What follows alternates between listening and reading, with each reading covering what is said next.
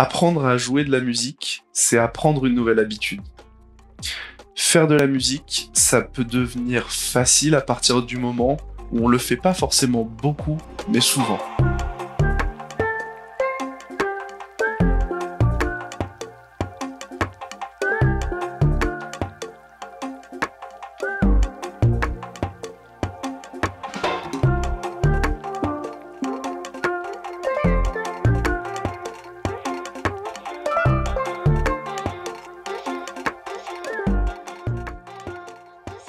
Jeudi 1er juillet, j'ai interviewé Walter Battel, prof de guitare.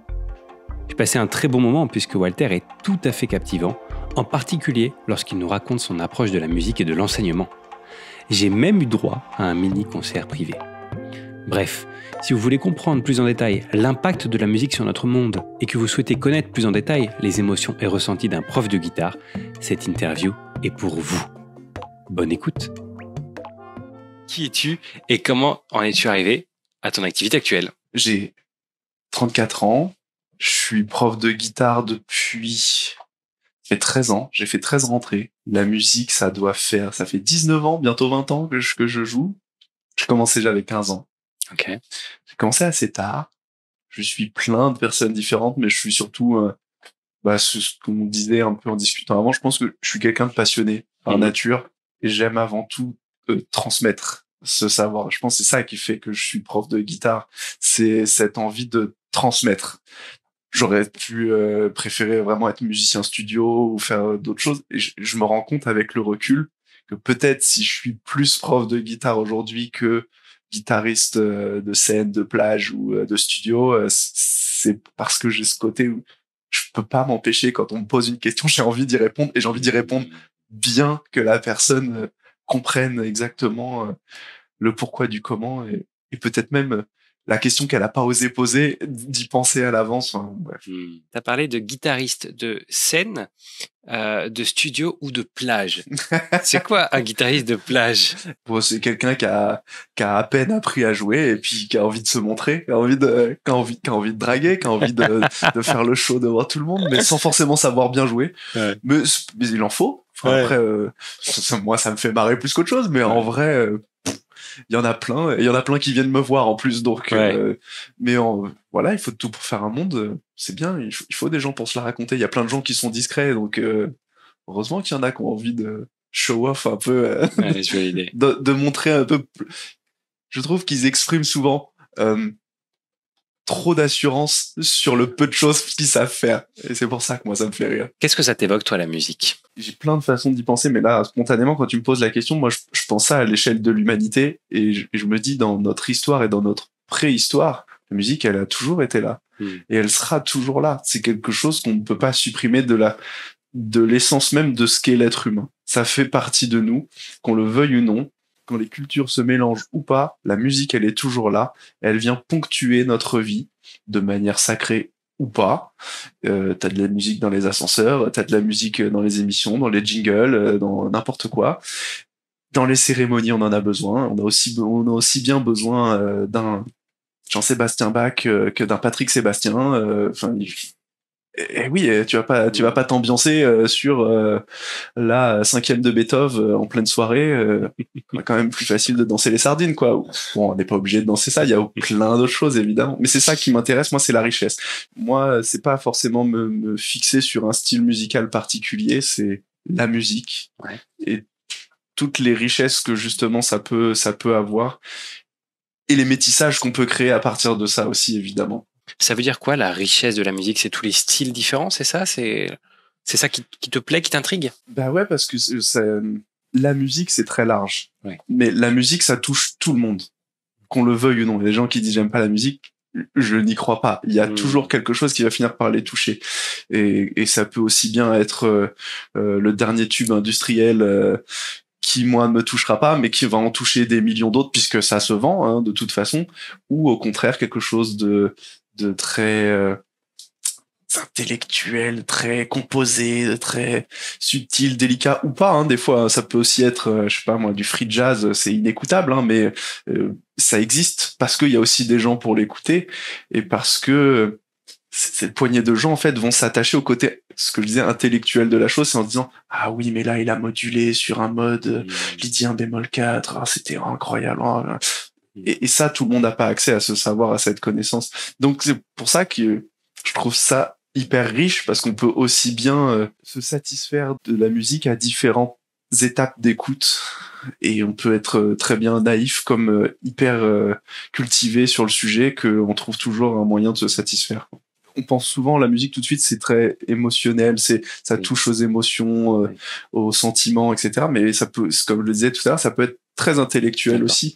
Et moi, j'ai découvert cette façon d'écouter la musique progressivement, de manière intellectuelle, par les sensations en fait au départ, en écoutant de la musique classique. J'avais pas mal d'insomnie quand j'étais vraiment tout petit, à partir de 7 ans, etc. Et j'ai essayé tout ce que j'ai pu pour me détendre, pour me relaxer le soir, notamment l'écoute de la musique classique. C'était génial. J'ai découvert un univers, et surtout j'ai découvert qu'on pouvait écouter la musique différemment. J'en avais pas conscience à cette époque-là. Ça s'est venu avec l'apprentissage de la musique, et puis essayer de l'expliquer aussi en apprenant aux autres, et que j'avais déjà à ce moment-là appris à disséquer les musiques par instrument, par phase, par ce qu'on va appeler des phrases musicales, etc. Donc on peut écouter un morceau de piano en se disant mais là il y a une main gauche, donc il y a une ligne de basse, là il y a une mélodie qui se fait avec la main droite. On peut essayer de comprendre et d'entendre ce que font les deux mains séparément, ou un orchestre. Là je vais écouter que le violon, là je vais écouter que les cuivres, là je vais écouter que la batterie sur un morceau de musique pop, etc. Et ça c'est le genre de choses, de disséquer les morceaux comme ça. On arrive à entendre qu'une seule partie, et après quand on entend l'ensemble se lier pour ne faire qu'une même musique, c'est satisfaisant, mais de fou. Mais ce que tu dis là, c'est qu'en fait, c'est comme tout, c'est que ça s'apprend d'écouter. C'est ça que tu es en train de dire ? En fait, je me suis rendu compte à travers les cours que je donne que c'était assez rare de voir des gens qui écoutaient la musique comme ça. D'accord. Et que oui, ça s'apprend en fait, effectivement. Okay. C'est un apprentissage. Moi, je l'ai appris à mes élèves. J'ai dit, dans le morceau là, déjà, il y a déjà des gens qui savent pas comprendre quel instrument ils entendent quand ils écoutent une chanson. Okay. J'ai des enfants, mais pas que, qui me font écouter des chansons, parce que je leur demande toujours à la fin de leur cahier, de mettre une liste de chansons qu'ils aimeraient savoir jouer ou qu'ils aiment écouter. Et je leur demande, mais dans cette chanson-là, est-ce que tu entends de la guitare ? Et ils sont pas toujours capables de répondre. Ouais. Parce que quand je vois que c'est à ce point-là, je me dis, il y a quelque chose à faire. Et effectivement, on peut apprendre. Et il n'y a pas de raison. Je suis pas là pour ridiculiser mes élèves du tout. Au contraire, je suis là pour leur dire, tu vois, ça c'est un truc dont t'avais pas conscience. Tu pourras plus le dire maintenant. Maintenant, tu feras attention. Est-ce qu'il y a de la guitare ou pas ? Juste ça. Et puis ensuite, qu'est-ce que c'est la basse ? Cet instrument que personne n'entend, ne semble vouloir entendre. Ouais. Extrêmement important. Mais voilà, c'est des petites choses qui petit à petit se font, et oui, on peut éduquer notre oreille. J'ai appris des choses passionnantes là-dessus. En neurologie, la partie géographiquement parlant sur notre cerveau allouée à l'audition, à l'ouïe, c'est la plus importante de nos 5 sens. D'accord. Et on vit dans un monde où c'est pas le sens qu'on développe le plus et sur lequel on attire le plus notre attention. C'est l'œil, le visuel. On a plein de choses à regarder tout partout là autour de nous, ne serait-ce que le code de la route, des choses aussi importantes que ça. Puis on nous apprend à lire, à reconnaître les couleurs à la maternelle. Si on nous apprenait à reconnaître les sons, les notes à l'oreille aussi bien qu'on nous apprend à reconnaître les couleurs, on aurait tous une oreille absolue. Pour toi, en fait, ce serait utile d'apprendre à mieux écouter ? Je pense que tu viens de le dire, oui, ça nous apprendrait à mieux écouter. Ouais. On entend tellement de choses, pas seulement dans la musique, dans le timbre d'une voix. On pourrait aussi apprendre, je pense, à mieux lire le non-verbal en apprenant à écouter littéralement mieux les choses. Et que ce soit dans la musique, que ce soit quand on écoute quelqu'un, que ce soit dans la nature, quand on écoute les bruits ou pas des animaux, des tas de choses comme ça qui sont significatives au niveau du bruit. Je pense, on serait plus sensible à ça et on aurait développé notre ouïe d'une manière différente. Ça changerait notre perception des choses fatalement. Est-ce que tu as un exemple de ça, un moment où tu t'es dit ah ouais, là, je suis content de savoir écouter? Je pense que j'en ai des exemples, alors pas forcément précis, mais en fait, dans mon parcours, il y a un moment dans ma vie où j'ai été étudiant en psychologie. D'accord. Avant ça, j'avais étudié la psychanalyse un peu tout seul dans mon coin, donc ça me passionnait. Ok. L'analyse un peu comme ça de la nature humaine d'une manière générale, d'apprendre à mieux se connaître soi, et puis du coup, bah, on apprend à mieux connaître les autres, comprendre l'autre et se comprendre soi. Moi, je trouve que c'est un cycle permanent, quoi. Et j'ai eu l'occasion très tôt dans mes études de faire connaissance avec une psychologue psychothérapeute qui était sur Poissy et qui m'a appris sous son aile en fait. Et normalement, faut attendre la 2e année de psycho pour être en stage. Bon, moi, dès ma première année, j'avais les mains dans le cambouis et j'étais sur place. Alors au début, juste pour faire des débriefings de cas qu'elle avait eu dans la journée. J'étais pas présent avec les gens, etc. Et assez rapidement, avec le temps, j'ai eu des patients, on peut dire, des enfants ou des cas sur des choses qui vont assez vite, qui sont assez courtes. Et puis en plus, le fait que je fasse de la musique, ça m'a permis aussi de développer éventuellement de l'art-thérapie, de mettre ça en œuvre. Donc on peut s'en servir aussi pour aider les gens à aller mieux. Je me souviens notamment d'un cas de ce qu'on appelle une PMD, c'est une psychose maniaco-dépressive. Donc c'était une femme en l'occurrence, dont toute sa vie elle aura des phases dépressives. Donc ça c'est assez facilement compréhensible. Donc en réalité c'est plus subtil que ça dans l'air. Dépressive, ça veut dire qu'elle va avoir plus d'énergie. C'est comme si son réservoir d'énergie était totalement vide. Et dans ces moments-là, elle n'est pas forcément déprimée, même si ça n'aide pas quand on n'a plus d'énergie à avoir de la bonne humeur, etc. Mais en tout cas, elle sera vidée, quoi, de tout, envie de rien. Et des phases maniaques, contrairement à ce qu'on imagine dans le langage courant. Maniaque, ça veut dire speed. Au contraire, là, c'est un trop plein d'énergie. Ça se voyait physiquement sur elle. Elle arrivait dans ces phases-là, elle avait les mains qui tremblaient, alors que bonjour, oui, tout va bien. Et puis tout son corps disait pas ça, quoi. Son corps montrait qu'elle était pas tranquille. L'objectif de ces thérapies, c'était d'augmenter la durée de ce qu'on appelle la période interstitielle. C'est sa période de normalité entre les phases dépressives et les phases maniaques. Et ça marche, ça a marché de fou en fait, à travers, alors pas forcément la guitare là en l'occurrence, mais à travers le chant. On apprend à respirer, on apprend en fait à maîtriser, à contrôler son corps à travers ça. Et bah du coup, ça lui a permis d'apprendre qu'elle pouvait avoir un impact conscient sur son propre corps et donc accentuer ça. Mais pour revenir à ta question d'origine, c'était sur mon écoute. Là, dans ces moments-là, quand je me suis retrouvé face à des problématiques de couple, des problématiques particulière chez certains enfants aussi. Leur façon de dire les choses a autant de sens que ce qu'ils disent, voire même a plus de sens que ce qu'ils disent réellement, en fait. On entend vraiment ce que veulent dire les gens dans la façon dont ils le disent, plus que dans ce qu'ils vont mettre comme mots. Les mots, c'est pour ça qu'après, il y a certaines théories en psychanalyse, justement, qui développent ça, où au final, on a l'impression, cette espèce de cliché du lacanien, ou qui va vous mettre dans un fauteuil, qui va même pas vous regarder, etc., parce qu'il a développé ce qu'on appelle l'écoute flottante, et ça porte bien son nom, c'est qu'on n'écoute pas forcément tant les mots qui sortent de votre bouche que la façon dont vous les dites, et là, on entend beaucoup de choses aussi. Mais voilà, je pense qu'effectivement, si on développait notre oreille, chacun serait un petit peu plus sensible à ça et on s'écouterait certainement beaucoup mieux aussi. Et on se parlerait mieux en plus de ça aussi. Tu me parlais tout à l'heure de la musique, que c'était pour toi un métissage. Est-ce que tu peux m'en dire un petit peu plus sur cette notion-là ? Ce qui est génial dans la musique, c'est que c'est un langage dans lequel la cacophonie est rare. C'est-à-dire quand on se parle dans la vie, quand on parle ensemble, si plusieurs personnes parlent en même temps, c'est fatalement le bordel. En musique, on peut mettre ça en œuvre et faire en sorte que l'opéra, c'est un exemple, hein, plusieurs personnes qui parlent en même temps, et ben c'est magnifique à écouter parce que il y a des règles mathématiques qu'on appelle l'harmonie qui permettent de faire en sorte que tout ça va justement s'harmoniser et on va entendre ça de manière harmonieuse. Mais au-delà de ça, on peut aussi mélanger les styles de musique pour en faire émerger des nouveaux, ou en tout cas s'en servir pour les faire évoluer. Et ça, moi, je trouve ça passionnant de voir que bon, il y a des exemples très connus, ce qu'on appelle les opéras rock, Bohemian Rhapsody, il y a des parties de piano qui font quand même assez classiques. Muse, Matthew Bellamy, c'est un pianiste classique incroyable, c'est un fan de Rachmaninoff, grand compositeur de piano, musique classique, etc. quand on connaît la musique de Rachmaninoff et qu'on écoute Muse, il y a certaines parties de piano, on n'hésite pas, on sait que ça vient de là, quoi. D'accord. Il y a même carrément des morceaux de Chopin. Il a repris une des nocturnes les plus connues de Chopin en intro d'un morceau de musique. Bref, sa façon de composer, on voit qu'il y a un gros métissage de la musique classique. Le métal, l'apparition du métal, c'est un métissage entre le rock et la musique baroque.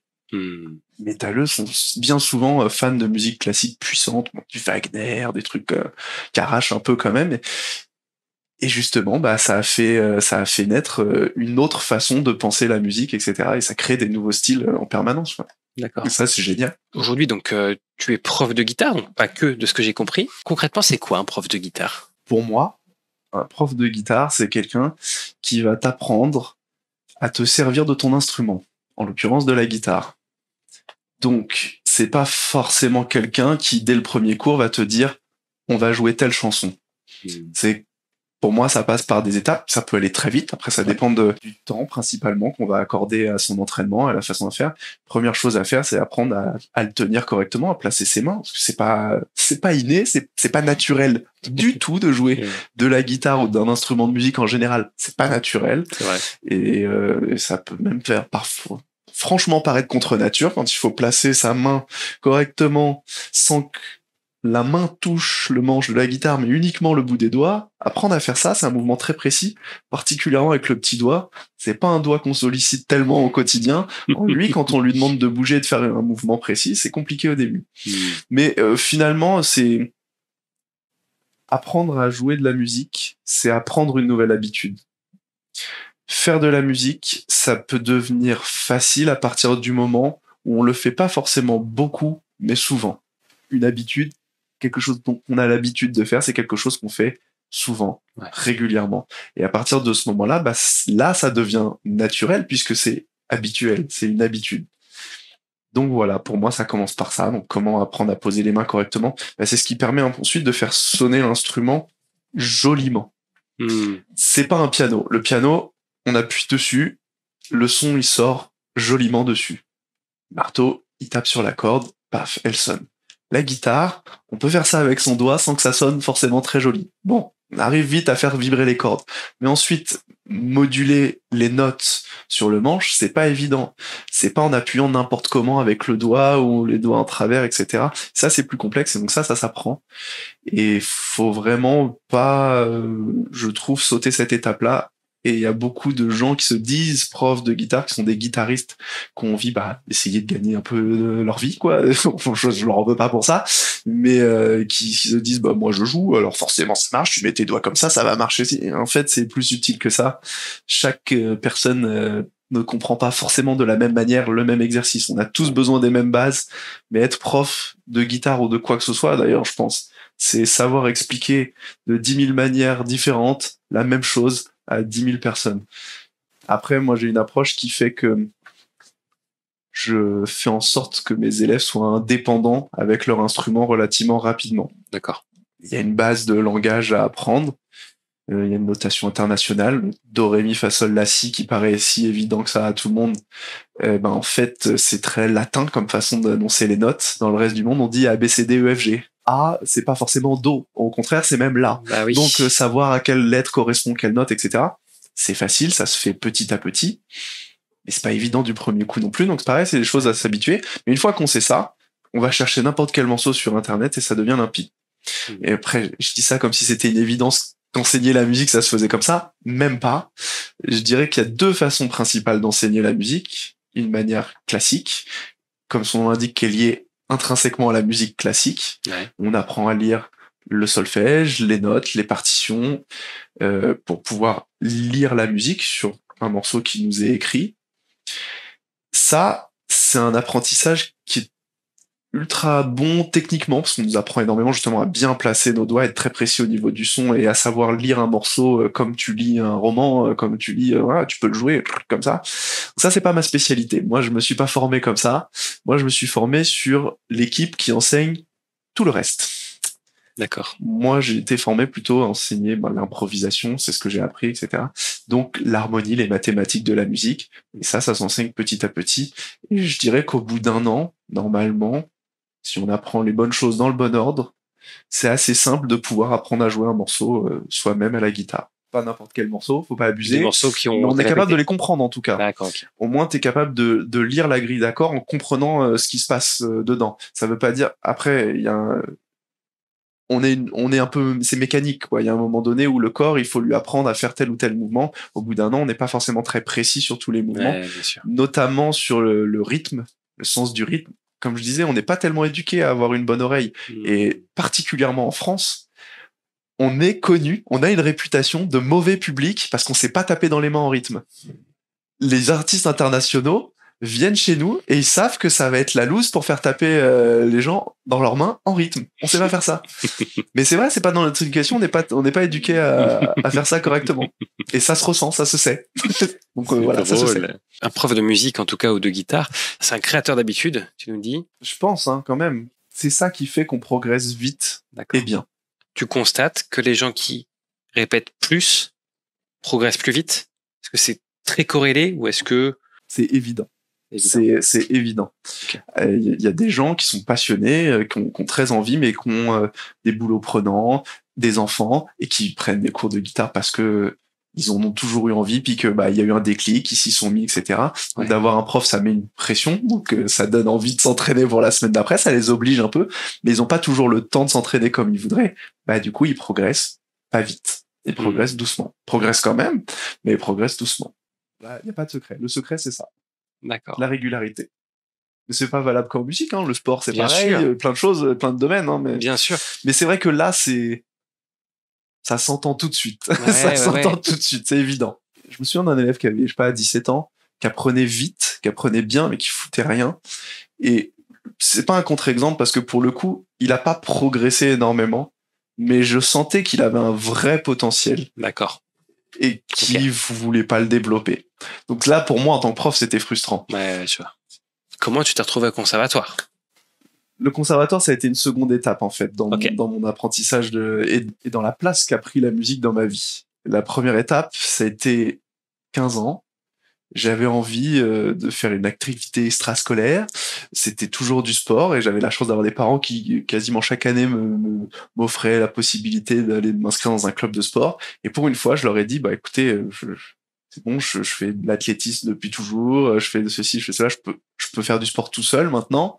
J'aimerais bien tenter autre chose de plus culturel. J'avais bien préparé mon speech, j'avais dit, voilà, j'aimerais bien faire de la musique. Alors j'ai réfléchi, hein, il y a 3 instruments qui m'intéressent beaucoup.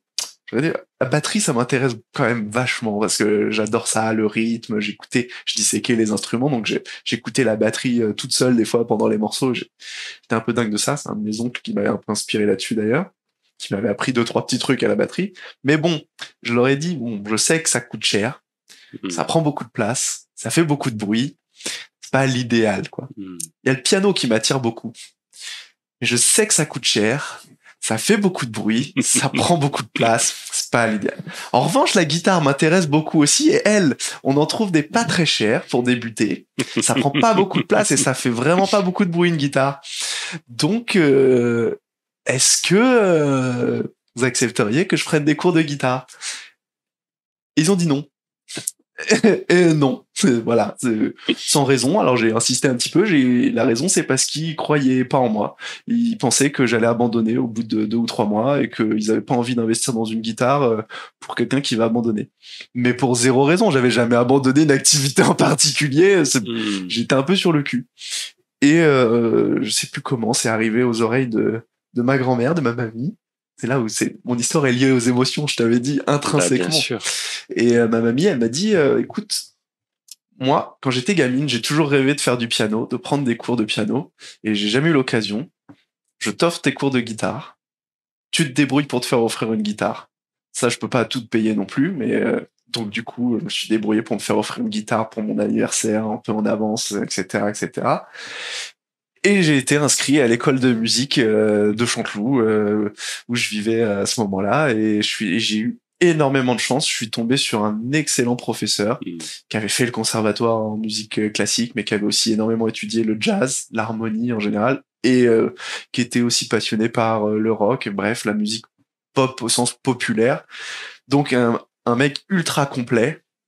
qui a compris à peu près où je voulais en venir, ce que je voulais faire de la musique et que justement je voulais pas forcément m'arrêter à un style de musique en particulier.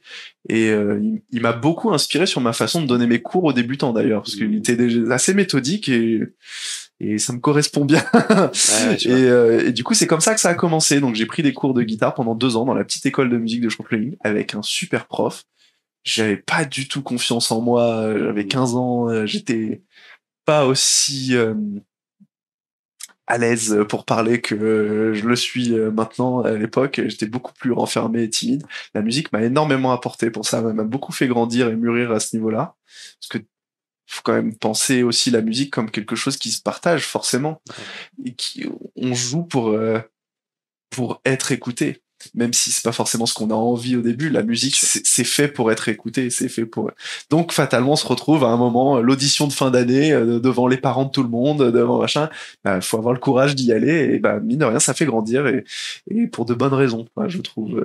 Pour la petite anecdote, moi à la fin de ma première année de cours de guitare, tu me demandais est-ce que je m'entraînais comme un dingue, mais je me rendais pas compte du tout et j'étais en stress. Et du coup quand j'ai débuté ma 2e année de cours de guitare, j'ai regardé mon prof et je lui ai dit mais est-ce que tu trouves que j'avance assez vite ou est-ce que vraiment il faut que je mette un coup de collier? Est-ce qu'il faut que je bosse plus, quoi, que je m'investisse et tout?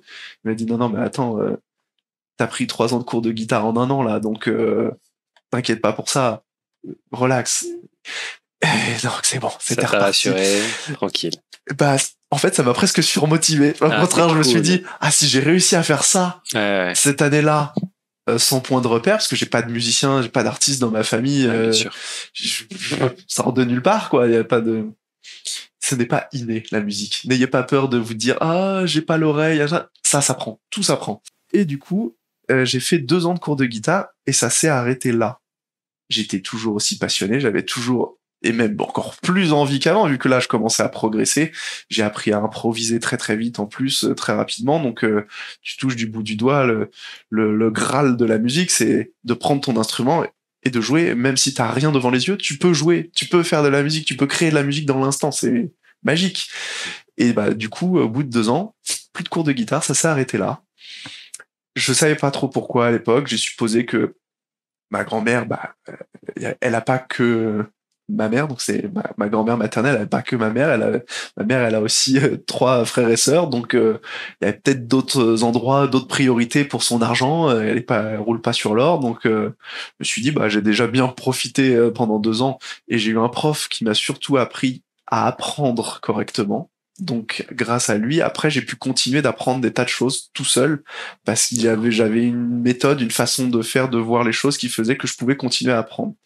Ce qui est très limité au bout d'un moment quand on veut passer au niveau supérieur en termes d'harmonie, justement, de comprendre les mathématiques de la musique, de comment ça fonctionne, le lien, qu'est-ce que c'est qu'un accord, comment ça se construit, qu'est-ce que c'est qu'une gamme, comment ça se construit, c'est quoi le lien entre les deux, qu'est-ce qui fait qu'on choisit telle gamme pour jouer sur tel accord ou sur telle phrase d'accord, enfin bref, la complexité vraiment mathématique de la musique, ça, quand on a personne pour nous l'expliquer, tout seul, c'est compliqué, surtout que moi, je parle de ça, à cette époque-là, Internet était pas du tout aussi développé que maintenant. C'est sûr. YouTube, ça existait pas. Enfin, si, ça avait commencé à exister, ça faisait 2 ans. Il y avait rien sur comment apprendre à faire de la guitare. Aujourd'hui, on trouve des tutos partout. On pourrait revenir d'ailleurs là-dessus. On trouve des tutos sur comment jouer des morceaux, mais pas comment jouer de la guitare. Ouais, sûr. Et c'est valable pour d'autres instruments d'ailleurs. Ouais. Donc c'est bien d'avoir été un petit peu éduqué avant de se dire qu'on peut apprendre des choses juste par Internet. C'est compliqué. Il y a des écoles en ligne. C'est rare d'avoir des choses vraiment correctes, je trouve, à ce niveau-là aujourd'hui. Il y en a, mais c'est rare. Et donc du coup, voilà, j'avais pas beaucoup d'autres moyens pour apprendre des nouvelles choses tout seul. Et donc j'ai fait mon petit parcours dans la vie. Je suis arrivé à un moment dans mes études où j'étais à la fac en psycho et j'étais passionné par ça également. Je le suis toujours d'ailleurs aujourd'hui. Mais il a fallu faire un choix. Est-ce que je suis jamais vraiment rentré dans le moule de quoi que ce soit et du bon élève non plus. J'ai toujours eu un niveau moyen parce que j'avais pas envie de m'investir, je m'ennuyais profondément à l'école, mais d'avoir le niveau moyen, ça me convenait parce que ça passe. Et moi, c'est tout ce qu'il me fallait, de passer, de continuer, voilà.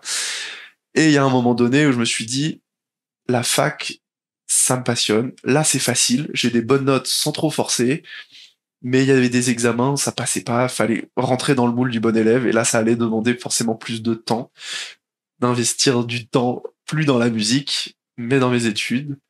Alors, la question, c'est, est-ce que je mets la musique de côté, je garde ça comme passion pour plus tard, et je m'investis plus dans ces études-là?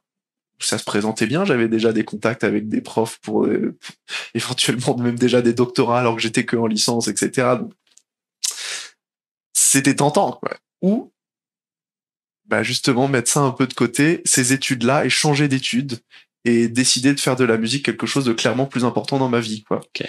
Mais l'idée, c'était pas de... Je voyais pas ça comme quelque chose de léger pour flâner, je vais mener la vie d'artiste. Ouais. C'était vraiment, je voulais me former, être un étudiant, mais en musique. Et c'est du coup l'option que j'ai choisie, et c'est comme ça que j'ai terminé au conservatoire. C'est là qu'on en arrive là. Je sais pas exactement ce que c'est le conservatoire. J'en ai déjà entendu parler, mais donc le conservatoire, c'est une très bonne question. C'est une fac de musique ou c'est complètement autre chose? Il y a une phrase qui résume bien ce que c'est, je trouve. Ça te résume la philosophie d'un conservatoire. Qu'est-ce que c'est un conservatoire? Un conservatoire, c'est une école qui est là pour former l'élite de la musique. Okay. C'est un terme utilisé dans un conservatoire. C'est pas une école de musique où on t'inscrit pour te faire plaisir, pour un loisir. Il y a beaucoup de gens qui vont inscrire leurs enfants au conservatoire en se disant « Ouais, je veux les éduquer à la musique, je trouve ça important dans leur vie. » et qui sont déçus, leurs gamins ils sont traumatisés parce que là, c'est la musique, c'est pas pour rigoler, c'est pour former l'élite de la musique. Donc c'est une formation professionnelle. Et on peut inscrire des enfants parce que faut pas oublier que le conservatoire, c'est 9 ans d'études minimum normalement. Ça se fait en 3 cycles. Cycle 1, cycle 2, cycle 3. Et ces 3 cycles sont validés en minimum 3 ans. Donc c'est cycle 1, première année, deuxième année, troisième année.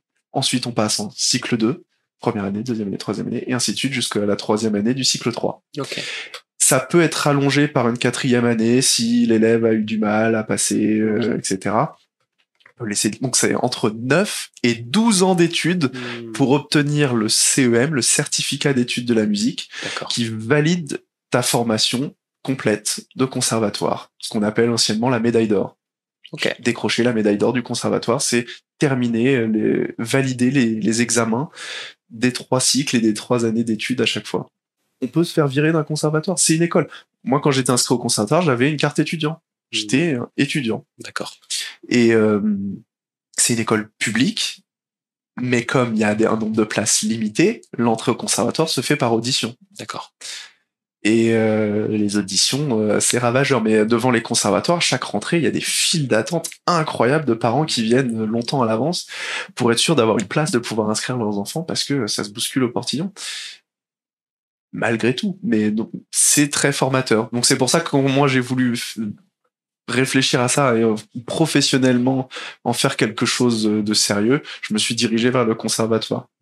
Parce que, en tant que musicien, j'ai envie de me construire un CV aussi. Et devoir écrit Conservatoire de Paris, en l'occurrence, sur son CV, c'est quand même pas rien.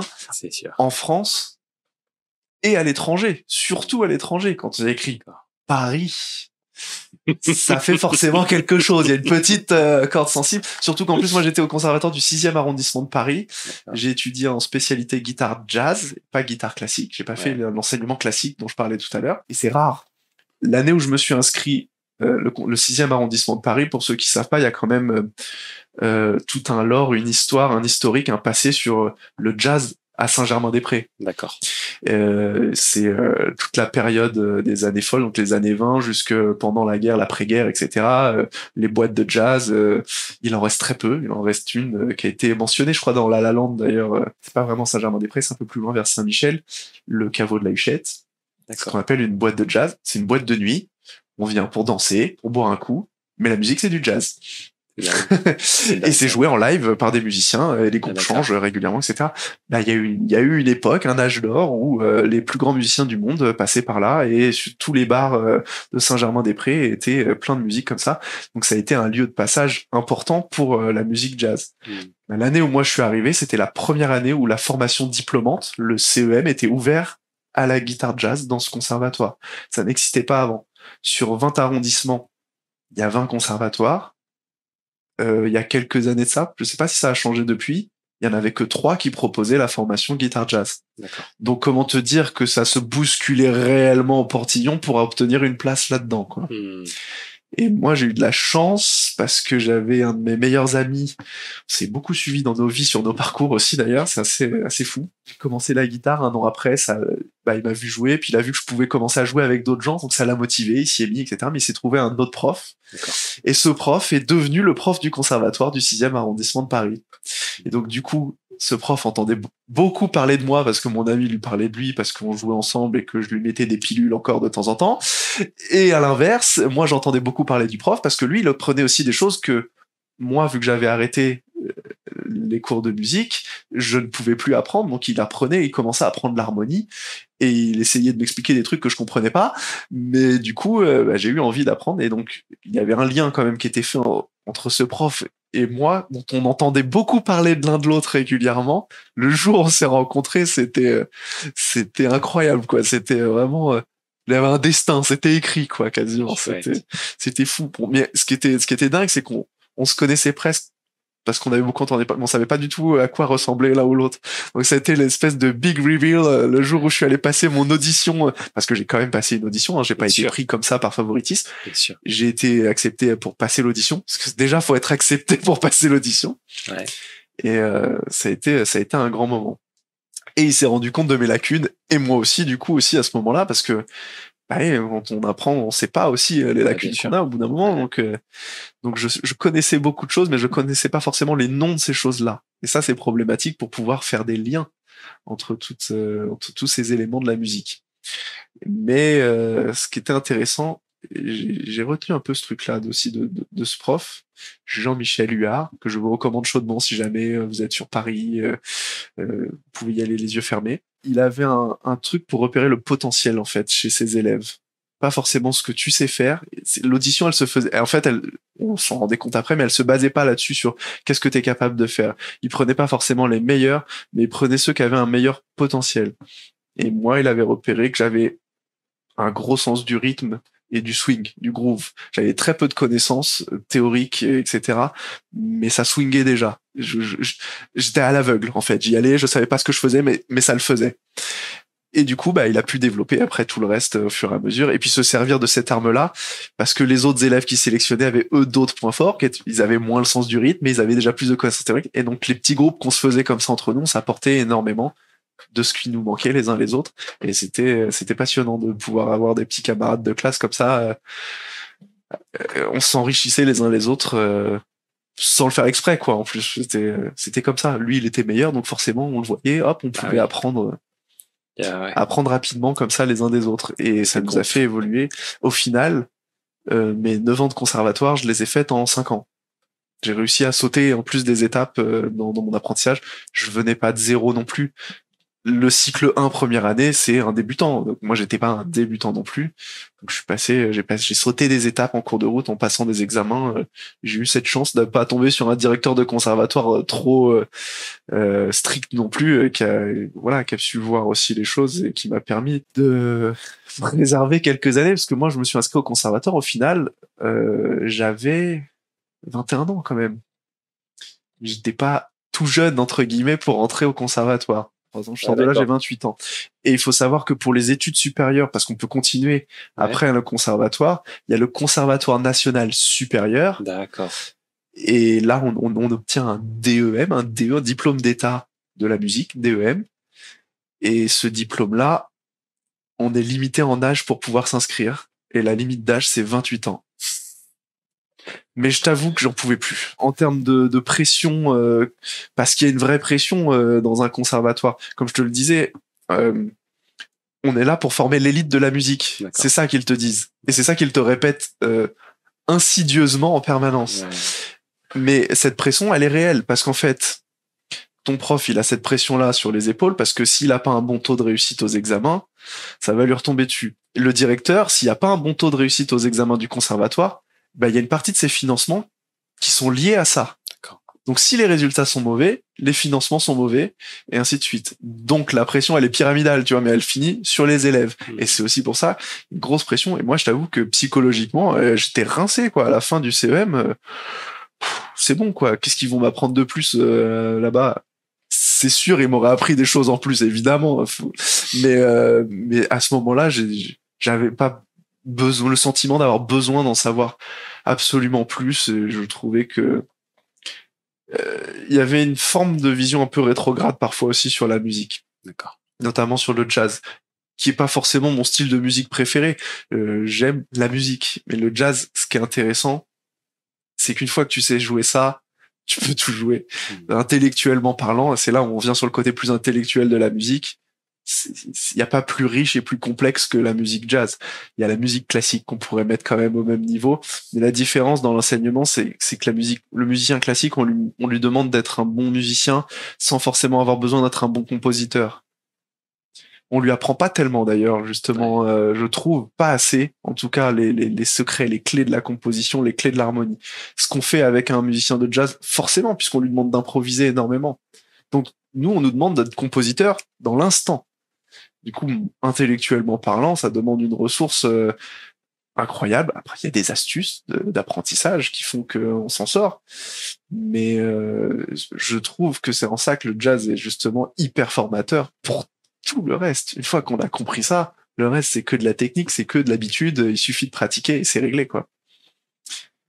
Donc, la vision du jazz dans les conservatoires en France et en Europe, elle est sur l'improvisation. C'est-à-dire que tu joues, tu présentes un thème, ça dure quelques secondes, t'improvises, c'est le gros du morceau, tu refais le thème pour clôturer le morceau, un petit outro, une petite phrase de fin, et le morceau est fini. Morceau suivant, c'est pareil. Et voire même, il y a un ordre dans lequel les musiciens vont improviser. C'est pas d'abord le batteur qui improvise. Non, il y a une métrique de ça, qu'on respecte ou pas. Aux États-Unis, c'est complètement différent. La façon d'enseigner la musique n'a rien à voir. Je prends par exemple les États-Unis parce qu'ils ont beaucoup d'influence quand même sur le monde de la musique actuelle et la façon dont elle s'enseigne, notamment depuis que sur YouTube on retrouve énormément de choses. Et tant mieux. D'où l'importance du métissage, aussi bien dans les styles que dans les façons d'apprendre et de transmettre la musique. Et eux, le sport et la musique, c'est des choses qui font partie de leur éducation à l'école. Ils sont obligés de tous pratiquer au moins une fois dans leur vie un instrument et un sport, ou du théâtre, ou une activité culturelle. Et du coup, eux, ils n'ont pas enseigné le jazz de la même façon. Comme c'est lié à l'école, il faut être capable de faire jouer les gens ensemble aussi. Donc, il y a beaucoup plus d'ensembles qui se mettent en place, et du coup, leur vision du jazz, elle est beaucoup plus écrite. Elle est beaucoup plus dans la mise en place des morceaux. D'accord. Ça peut être beaucoup plus riche, du coup, rythmiquement aussi, parce que si tous les musiciens sont d'accord et comprennent qu'à ce moment-là, il faut s'arrêter de jouer pour créer un silence qui va durer tant de secondes pour reprendre après, ça donne une autre façon de faire de la musique qui est aussi très intéressante. Et ça veut pas dire qu'il laisse pas parfois de la place à l'improvisation aussi. Et Whiplash, c'est un film qui montre bien cette façon de concevoir la musique, même si après ça part dans l'abus parce que l'élève et le prof de cours de batterie est clairement abusif. Mais moi, il est sorti quand j'étais au conservatoire, j'ai pas pu le voir tant que j'ai pas obtenu mon diplôme. Je l'ai vu que après, une fois que j'étais sorti de là, j'avais un blocage, j'arrivais pas. Et en fait, ça m'a rappelé des moments sur la pression psychologique qu'on peut subir parfois là-dedans. En tout cas, moi, c'est comme ça que je l'ai ressenti. Musicalement, en tout cas, la musique du film, si on ne prend même pas le film en compte, elle montre bien ce que c'est que la vision américaine du jazz, pour le coup. Donc voilà, les façons d'enseigner sont aussi très différentes. Et pour la petite anecdote, dans mon parcours, donc tu vois, de l'école de musique locale, municipale, jusqu'au conservatoire, entre-temps, j'ai appris pourquoi j'avais plus de cours dessus. C'est que en fait mon père avait vu que je me donnais pas mal sur l'instrument, que je progressais beaucoup très vite. Il adore le rock et donc tout ce qui était lié à la guitare, il aimait bien ces styles de musique, sauf que ça le dérangeait parce qu'il pensait que ça allait vraiment pesait lourd sur mes études et que du coup, il fallait que je fasse des études pour trouver du travail. Il avait cette vision un petit peu classique des choses et comme quoi la musique prenait trop de place et donc du coup, il a appelé ma grand-mère pour lui demander d'arrêter de financer mes cours de musique. Et j'ai appris des années après comment en fait je m'étais retrouvé. C'était pas juste parce qu'elle avait autre chose à faire et tout. C'était une volonté de mon père de couper ça. Bon, sur le coup, quand je l'ai appris, j'étais un peu déçu, mais en même temps, je m'en foutais parce que moi, j'étais déjà engagé dans ma vie sur ça, donc je me suis dit comme quoi ça n'aura servi à rien. Ouais. Donc la leçon de tout ça, c'est suivez vos envies, faites ce que vous avez envie de faire et donnez-vous les moyens de le faire. Voilà, comme quoi, même quand tout semble contre vous, il suffit de s'organiser et on peut y arriver. Écoute, c'est passionnant, t'as vraiment les idées claires en plus. Est-ce que ça te dit de nous montrer un petit peu, parce que je vois que t'as des instruments, est-ce que ça te paraît être le bon moment pour essayer Le jazz, je connais mal, et je serais curieux d'avoir en fait un extrait de ce qu'est le jazz en réalité à la guitare, par exemple. Tu voulais que je te parle du jazz? Bon, déjà, j'ai pas une guitare jazz. Ah, il y a des instruments en fait qui sont plus ou moins spécialisés. Ouais. Moi là, j'ai une guitare folk, une guitare acoustique. Ouais. Une guitare, alors je précise, guitare acoustique, il y a deux types de guitares acoustiques. On va être dans le didactique jusqu'au bout. Nickel. Donc, les guitares acoustiques, ce sont des guitares avec une caisse en bois et qui résonnent par elles-mêmes. Si je produis un son, ça sort de la guitare naturellement. J'ai pas besoin d'amplificateur, j'ai pas besoin d'électronique pour venir produire un son. Dans les guitares acoustiques, il y a deux types de guitares, les guitares classiques et les guitares folk. Comme on a là ce soir une guitare folk. La différence entre les deux, c'est les cordes. Les cordes sur une guitare classique, elles sont en nylon. Ouais. Même les plus grosses qui sont entourées d'un petit fil de cuivre, à l'intérieur, elles sont en nylon. Et les guitares acoustiques, folk, elles ont des cordes en acier. D'accord. Voilà, c'est ça la principale différence. Alors, il y en a qui vont vous dire, pour débuter, c'est mieux la guitare classique parce que les cordes sont plus... C'est pas vrai. La guitare acoustique, ça peut être très bien. En fait, il faut choisir son instrument par rapport à ce que vous avez envie de jouer. Achetez une guitare classique si vous avez envie de faire de la musique classique. Pour le reste, achetez une guitare folk, une guitare si vous avez envie de faire des chansons, des ballades, de l'accompagnement. Achetez une guitare folk.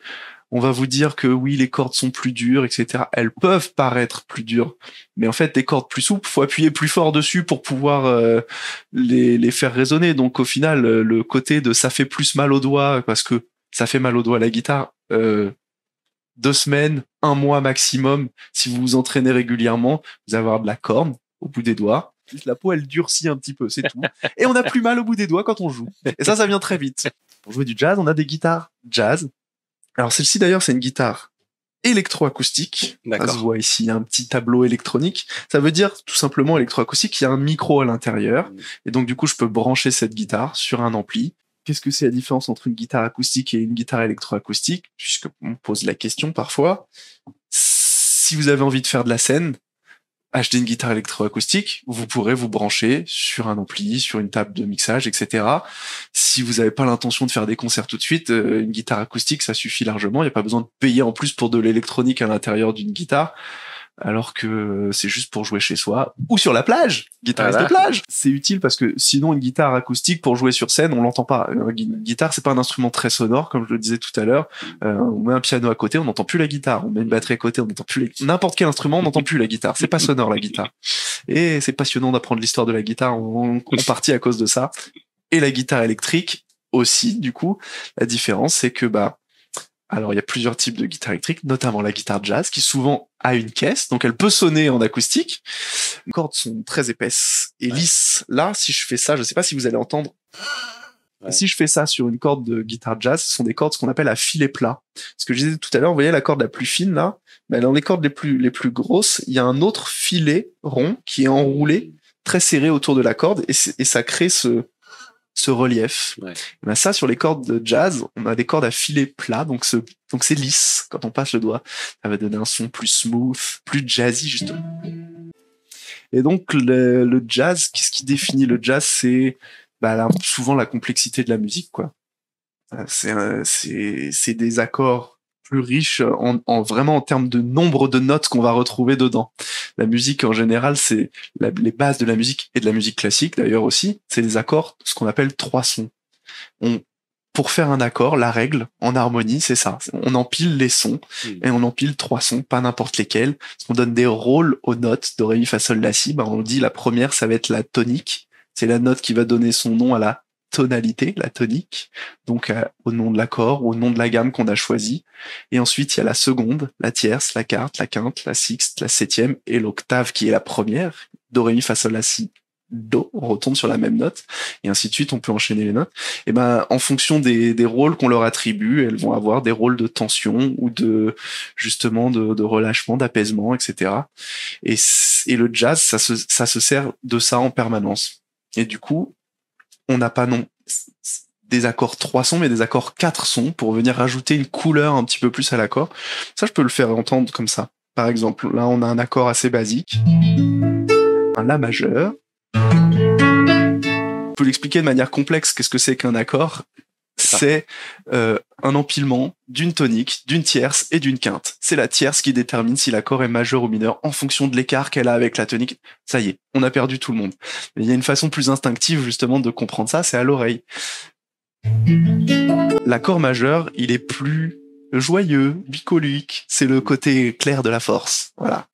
Et le même accord en mineur, donc la tierce, on va la diminuer, on va retirer un demi-ton, et là,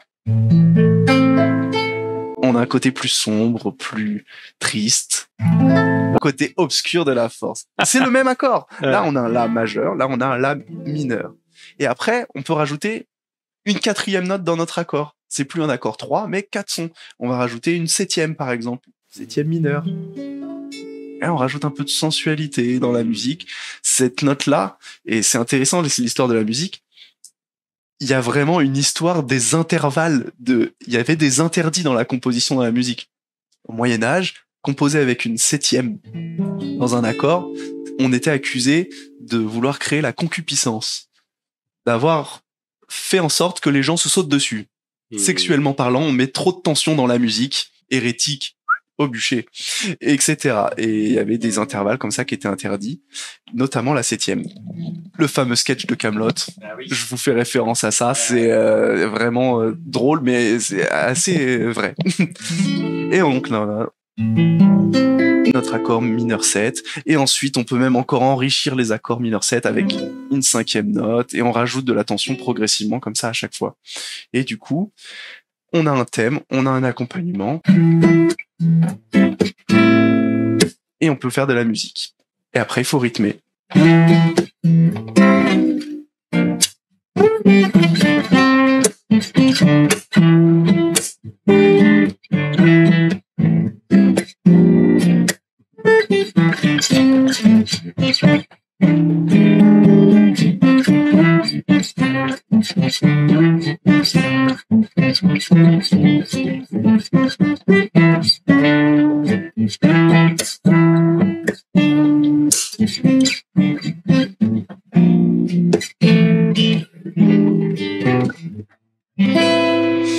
Ça, c'est pas de l'impro, ça, c'est un thème qui s'appelle Sunny. C'est une chanson qu'on a tous entendue. Il y a la version disco qu'on connaît tous. Sunny, Bonnet M.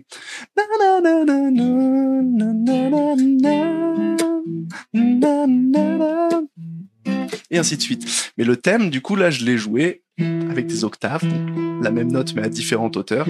Mais comme il y a personne pour m'accompagner, bah, du coup, je suis obligé de faire le thème et les accords moi-même. C'est ce qu'on appelle faire des arrangements. Ça, on peut le voir de différentes manières.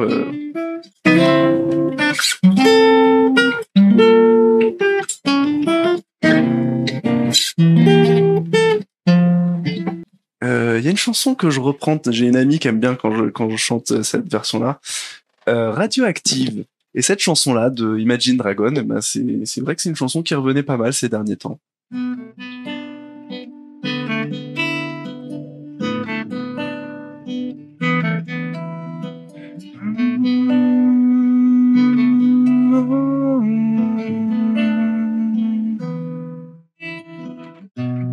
Waking up, ash and dust, walk my brow, I sweat my rest, breathing in the chemicals,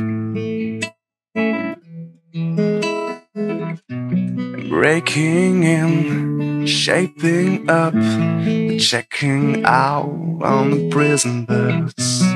This is it, the apocalypse. Whoa, I'm waking up. I feel it in my bones enough to make my systems grow. Welcome to the new age, to the new age. Welcome to the new age, to the new age. Whoa, whoa, whoa, whoa, whoa. I'm radioactive, radioactive. Whoa, whoa, whoa, whoa, whoa. Radioactive, radioactive. Down my clothes, turn me up, checking out on the prison bus. This is in the apocalypse. Whoa. Breaking in, shipping up. It's a revolution, I suppose. Send it red to feel right in. Whoa, I'm waking up. I'm feeling my bones enough to make my systems grow. Welcome to the new age, to the new age, and welcome to the new age, to the new age. Oh, oh, oh, oh, oh, I'm radioactive, radioactive. Whoa, whoa, oh, whoa, whoa, I'm radioactive, radioactive. All systems grow. The sun hasn't died. Deep in my bones, straight from inside, I'm waking up. I'm feeling in my bones enough to make my systems grow. Welcome to the new age, to the new age, and welcome to the new age, to the new age. Whoa, whoa, oh, whoa, whoa, I'm radioactive, radioactive. Whoa, whoa, oh, whoa, whoa, I'm radioactive, radioactive.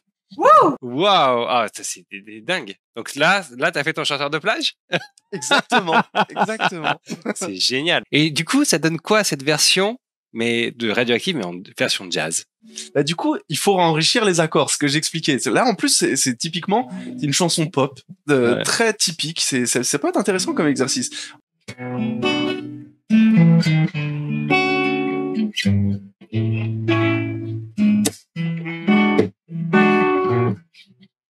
Waking up, ash and dust. What my brown eyes and my rust. Bringing in chemicals. Wow. Ouais, ça pourrait faire un truc sympa.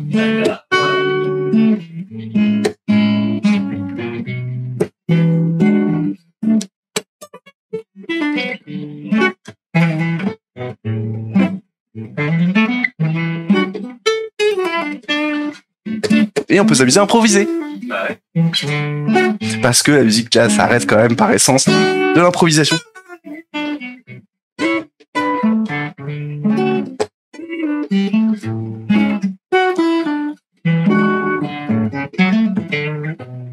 Et ainsi de suite. Accord de fin. Nickel.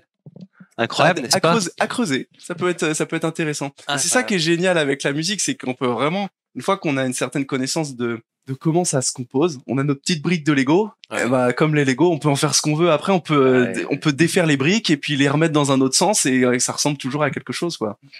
Donc, dans le cheminement, on en a été donc au conservatoire. Tu sors avec un diplôme, t'as 28 ans. Du coup, tu deviens prof de musique dans la foulée. Non, j'étais déjà prof de musique en fait. Ah bah oui. J'ai commencé avant en fait et Ouais. mon prof m'a aussi enseigné à être prof finalement. Et D'accord. il m'a dit des petits conseils au début. Il m'a dit bah vas-y, fais-toi faire une carte, vas-y lance-toi. J'ai eu 2 personnes qui m'ont aidé à me lancer d'ailleurs. Enfin, 3, il y a eu mon prof de guitare et mon ami Nizar, pour ne pas le citer, qui était un peu dans les mêmes sabots que moi, donc on s'est lancé un petit peu tous les deux en même temps, c'était motivant. Et le magasin de musique de Poissy aussi. Ils étaient adorables, ils me connaissaient depuis que j'ai débuté, depuis que j'ai commencé à zéro, parce que je suis venu acheter ma guitare chez eux, et puis ils me voyaient venir régulièrement, et ils m'ont dit, non mais attends, t'es capable, vas-y quoi, tu te fais une carte, tu nous l'amènes, et nous on va la distribuer pour toi, on t'enverra des élèves quoi. Donc j'avais ces gens-là qui étaient là pour m'aider à me créer un réseau. Et de l'autre côté, j'avais mon prof pour me conseiller, me dire par exemple, au niveau des tarifs, c'est pas parce que tu débutes que tu vaux rien. Donc fais-toi payer, mais le minimum, ce sera 15 euros. D'accord. T'es pas juste un étudiant qui veut se faire de l'argent parce que tu sais jouer de la guitare. Tu te formes pour être un prof de guitare, t'as de bonnes bases solides, t'as largement de quoi faire pour donner des cours à un débutant. Et c'est vrai que, mine de rien, ce processus de devenir prof de guitare, il s'est pas fait tout de suite du jour au lendemain non plus, parce que j'avais pas forcément confiance en moi non plus, bien sûr, sur ma capacité à donner des cours correctement. Donc j'ai principalement pris que des débutants au départ. J'ai rencontré notamment des gens sur Poissy. À l'époque, il y avait le Boucanier, c'était une péniche sur laquelle on pouvait jouer de la musique live. Et ça, c'était incroyable. J'ai découvert qu'à côté de chez moi, je pouvais rencontrer des gens avec qui jouer et pas rester dans ma chambre tout seul à jouer avec des backing tracks, des fonds musicaux, etc. quoi. Je pouvais vraiment trouver des musiciens. Et donc à ce moment-là, j'ai aussi rencontré des gens qui m'ont vu jouer et qui se sont dit mais je veux que tu me donnes des cours. Apprends-moi à faire ces trucs de ouf que tu sais faire. Et du coup, eux, ils avaient déjà un niveau, eux, ils savaient déjà jouer, et je me suis dit, oh là là, mais qu'est-ce que je vais pouvoir leur apprendre, ils savent déjà plein de trucs. Et en fait, ils m'ont dit, mais non, on s'entendait bien, on se connaissait un peu, on était potes, et puis ça nous a rapprochés aussi, du coup. Et puis, du coup, ils m'ont dit, non, non, nous, on te fait confiance, t'as des tonnes de choses à nous apprendre, dis pas n'importe quoi. Ils m'ont presque forcé à leur donner des cours, quoi. Donc, du coup, je suis devenu leur prof, et c'est à ce moment-là où j'ai vraiment compris que j'avais mes 10 longueurs d'avance sur ces gens-là et que j'ai pu prendre confiance en moi et structurer ma pensée pour leur donner des bons cours. C'est important pour moi que ce soit structuré pour que de leur créer une vraie progression, de pas juste je suis plus fort que vous donc forcément j'ai des choses à vous apprendre. C'est pas ça le sujet. C'est comment on les apprend les choses. C'est pas forcément qu'est-ce qu'on va apprendre et dans quel ordre on apprend les choses. On facilite le cheminement de celui qui va apprendre forcément quoi. Et du coup, j'ai découvert que j'avais tellement d'avance, alors que je ne le pensais pas, que je pouvais largement construire une progression pour des gens même qui ont déjà un niveau relativement, voire élevé, etc., etc. Même cette année, je pense, j'ai eu un de mes élèves, je me demande si, en termes d'harmonie, de connaissances théoriques sur la musique, il en sait pas plus que moi, mais je lui ai donné des cours quand même, et il avait quand même besoin de moi pour le canaliser, justement, parfois, parce que il est très jazzy, mais improviser de jazz sur un morceau de rock ou sur un c'est pas forcément terrible. Donc voilà, il y a des tas de choses à apprendre comme ça. Mais j'apprends, et c'est aussi pour ça que j'aime beaucoup, c'est parce que je continue d'apprendre des tas de choses avec mes élèves, en fait, sans qu'ils le sachent, ou de manière complètement avouée, mais moi je continue d'apprendre et c'est ça qui me passionne, c'est de continuer à apprendre des tas de choses aussi. Là, tu me tends une belle perche. Du coup, est-ce que tu peux nous raconter comment s'est passé ton dernier cours? Mon dernier cours de guitare, c'était avec un bon élève en plus, donc c'était chouette. C'est un élève qui avait un bon niveau de connaissance en musique. Alors, je lui ai appris pas mal de théories justement pour l'aider à ça. Bon niveau de pratique. Et on était sur le sujet, on était sur un jazz un peu particulier, un jazz à l'américaine un peu, mais très métissé. Ça sonne rock, funk, presque plus que jazz, quoi, vraiment. Je vous invite fortement à aller découvrir Snarky Puppy, ce groupe incroyable, si vous ne le connaissez pas. Snarky Puppy. Un morceau, allez écouter What About Me. L'album We Like It Here, c'est magnifique. Et c'est ce morceau-là que j'ai appris à jouer à mon élève, en fait, pendant le dernier cours de guitare. Mon dernier cours de guitare, c'était apprendre à jouer What About Me de Snarky Puppy. Et c'était une tuerie. Ça s'est très bien passé. Donc là, concrètement, le but, c'était d'apprendre le thème. La partie guitare, c'est très orchestral. Il y a batterie, basse, clavier, énormément de musiciens là-dessus. Apprendre à jouer la partie guitare. Le but, c'était aussi justement, chose qu'on a rarement l'occasion de faire, parce qu'on n'est que 2 en cours, d'apprendre à jouer avec un orchestre. Donc je lui dis, je t'apprends la ligne de guitare, je t'apprends le thème, le chant, la ligne mélodique du morceau, et à toi après d'arriver à jouer en même temps que la musique. Juste, est-ce que tu peux nous réexpliquer vraiment depuis le début? Donc en fait, Donc ce cours, il arrive, tu vas chez lui, il vient Alors, chez toi. Comment ça se passe? Il y a plusieurs façons de faire. Là, en l'occurrence, le dernier cours que j'ai donné, je travaillais pour une école de musique. Dans le cadre de l'école de musique, moi, je suis dans la salle. Les élèves viennent me voir. Tout le monde a son masque, moi et mes élèves y compris. On est dans une salle suffisamment grande pour qu'on ait assez de distance. Les chaises sont nettoyées régulièrement, désinfectées. Enfin bon, bref, au-delà de toutes les mesures sanitaires qu'on ne peut pas éviter de ne pas prendre en compte en ce moment. Oui. En tout cas, donc mon élève arrive, il s'installe. En l'occurrence, il a une guitare électrique, donc il y a un ampli sur place sur laquelle il se branche, il s'accorde, parce que on l'a vu tout à l'heure, les guitares, même sans qu'on s'en rende compte, elles peuvent se désaccorder très vite. Et quand on joue à deux et qu'il y en a un des deux qui est pas accordé, ça s'entend tout de suite. Je l'entends tout de suite, même si mes élèves s'en rendent pas compte, moi oui. Ensuite, généralement le cours type, si c'est ça la question, du coup, pas forcément mon dernier cours, mais le cours type, c'est on voit les notions qui ont été abordées dans le cours précédent. Est-ce qu'elles sont acquises? Sinon, des petits conseils pour améliorer la pratique en fonction du temps que l'élève a eu pour pouvoir s'entraîner, etc. Donc les petites astuces, placer ses mains comme ci, placer ses mains comme ça. Ah, t'as oublié tel passage, on le revoit ensemble.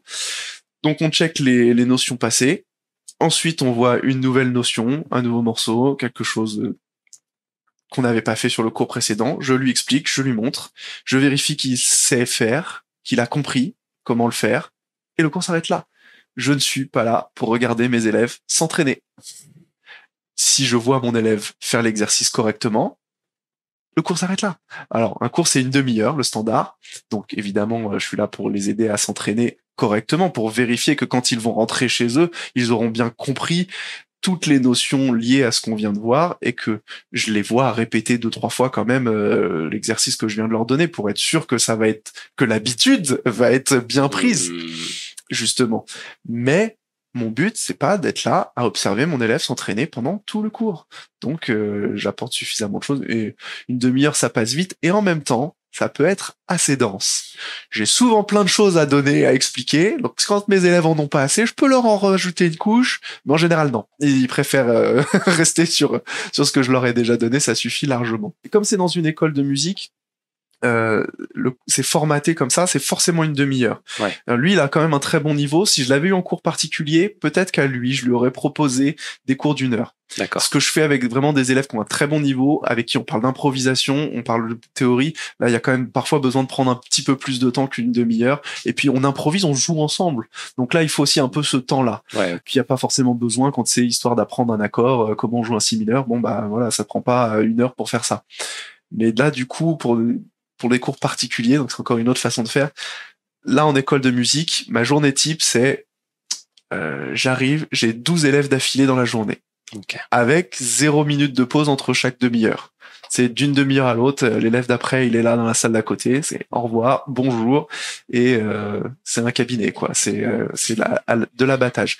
Après, moi, je suis content de travailler comme ça aussi, parce que là, pendant la journée, je me déplace pas, je suis à l'abri en hiver, c'est très bien. Des fois, je suis content, mais je suis content de pas faire ça que comme ça non plus. Il y a aussi des cours particuliers. Donc là, par contre, c'est moi qui me déplace chez les gens.